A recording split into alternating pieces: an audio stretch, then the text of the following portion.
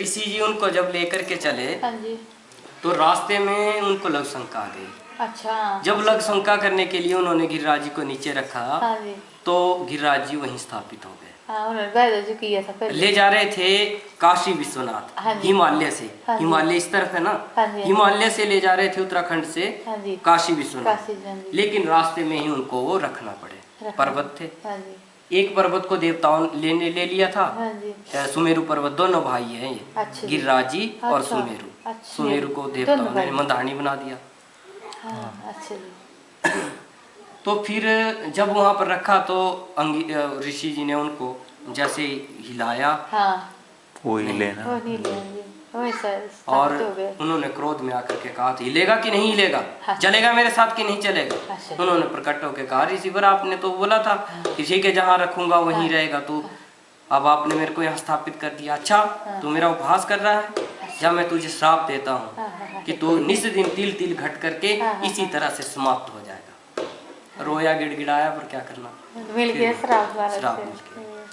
फिर उसके बाद त्रेता युग आया, भगवान राम जी का अवतार हुआ, हाँ जी। माँ जानकी का हरण हुआ, रावण हरण करके ले गया। भगवान उनकी खोज में समुद्र सेतु बंधन किया। जब सेतु बंधन किया हाँ जी। तो हजारों बानरों ने उस पुल के लिए, अच्छा। हजारों नहीं अरबों, हाँ जी। कहते हैं सुख नाम का एक ऐसा रावण की सेना में गिनती करने में निपुण था, उसका नाम सुख था। अच्छा जी। वो ऐसे एक दृष्टि घुमा करके पूरे तारामंडल को गिन सकता था, उसका नाम सुख था। अच्छा। तो वो भी राम जी की उस सेना को, बानर सेना को नहीं गिन सका। जो भगवान राम जी की जो बानर सेना के समय जो समुद्र पर सेतु बांध रही थी और समुद्र पर सेतु बंधन कर रही थी और लंका पर चढ़ाई करने जा रही थी, सुख भी उस सेना की गिनती नहीं कर सका। रावण ने कहा कितनी सेना है, गुप्तचर था सुख, बोले महाराज मैं गिनती करने में असंभव हूँ, गिनती नहीं कर सकता। तू गिनती करने में असंभव है। तो फिर रावण हंसा कि चलो ठीक है, नर और वानरों की क्या गिनती करनी हो, तो ऐसे ही राक्षसों के आहार है, हम लोग तो राक्षस हैं, आहार की गिनती नहीं करनी चाहिए, बल्कि आहार को देख करके प्रफुल्लित होना चाहिए।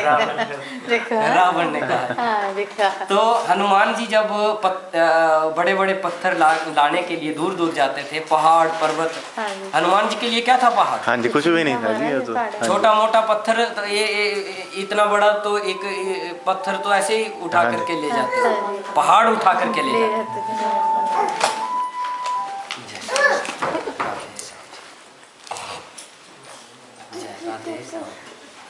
जब दूर गए ना हनुमान जी, हाँ जी, और जहाँ पर ऋषि जी ने गिरिराज पर्वत को रखा था, आज क्या कहते हैं गोवर्धन पूजा है, हाँ जी, आज है जी, हाँ जी, तो गिरिराज की बात सुना। हाँ जी, हाँ जी। तो हनुमान जी जहाँ पर ऋषि ने गोवर्धन पर्वत को रखा था, वहाँ पर हनुमान जी पहुँच गए। अच्छा जी। और हनुमान जी ने देखा कि पहाड़ तो बहुत बड़ा है, हाँ जी। इससे तो काफी उठाया उसको, हाँ, और उठा करके गिरिराज जी भी प्रसन्न हो गए कि आज मैं राम काज के लिए जा रहा हूँ।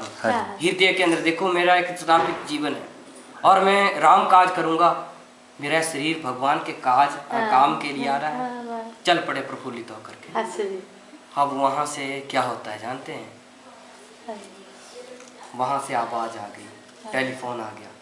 पहले के टेलीफोन ऐसे होते थे भी, यहाँ से आवाज आ गई, ओ फलाने राम आगे संकेत कर देना कि फलाने को बोल देना, ऐसे फोन हुआ करते थे। वहां से आ गई आवाज, और पत्थर ना लाए, पुल का कार्य पूरा हो चुका है। आगे आगे और हनुमान जी तक भी पहुंच गई बात। उस समय हनुमान जी पहुंचे हुए थे ब्रज में, ब्रज मंडल में, अर्थात उत्तर प्रदेश की उस पावन भूमि पर, जिस पावन भूमि पर ठाकुर जी ने अवतरित होना था। उस समय त्रेता था, अभी द्वापर आना था, तब ठाकुर जी ने अवतरित होना था, अभी तो राम अवतार था।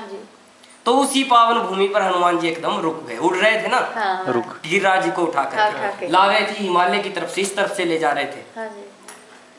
अच्छा, एकदम रुक गए और हनुमान जी ने कहा रे, वहां से तो आवाज आ गई कि पुल का कार्य पूरा हो गया है और पत्थर ना लाए। बानर सेना गई थी ना सारी पत्थर लाने के लिए, अब वो संकेत तो देना पड़ना था उनको कि हो गया है पूरा, अब आ जाओ हाँ जी, वापस। हाँ जी, हनुमान जी ने वो पहाड़ रख दिया। रख दिया। गिरिराज जी रोने लग गए। हाँ, गिरिराज जी ने हनुमान जी से निवेदन किया कि प्रभु, हाँ, ये हनुमान जी, ये रुद्रावतार, हाँ। मैं कई अर्थात वर्षों से इस प्रतीक्षा में था कि कब मुझे काम मिले, कोई भी कार्य मिले या कब मेरा श्रापित जीवन पूरा हो। हाँ, लेकिन आज आपने मुझे हाथ पर धारण किए हुए भी छोड़ दिया।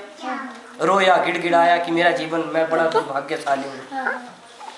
मैं पता नहीं किस समय में इस लोक में पैदा हुआ। हनुमान जी ने कहा चिंता मत करो, मैं भगवान राम जी तक आपकी बात को पहुंचा दूंगा और आपका जीवन भी मेरे प्रभु श्री राम की सेवा में कृतार्थ होगा।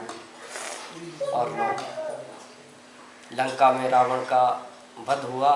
जब वापस चले तो हनुमान जी ने भगवान राम जी को कहा कि प्रभु, सबको आपकी सेवा का अवसर मिला, लेकिन गिरिराज को सेवा का अवसर मिलकर के भी हाँ, नहीं, छूट गया। मिला था लेकिन मिलकर के भी छूट गया। अरे कैसे? भगवान राम जी ने पूछा। क्योंकि उनको मैंने हाथ पर धारण किया, समुद्र में ला रहा था, लेकिन रास्ते में आवाज आ गई कि पुल का कार्य पूरा हो चुका, मैंने छोड़ दिया उनको। अच्छा, चलो चल के उनसे मिलते हैं। भगवान राम गिरिराज से मिलने के लिए आए और कहा कि चिंता मत करो, द्वापर युग आएगा, कृष्ण अवतार में तेरे ऊपर सारी लीला करूंगा, अर्थात तुझे अपना ही रूप मैं प्रदान करता हूँ।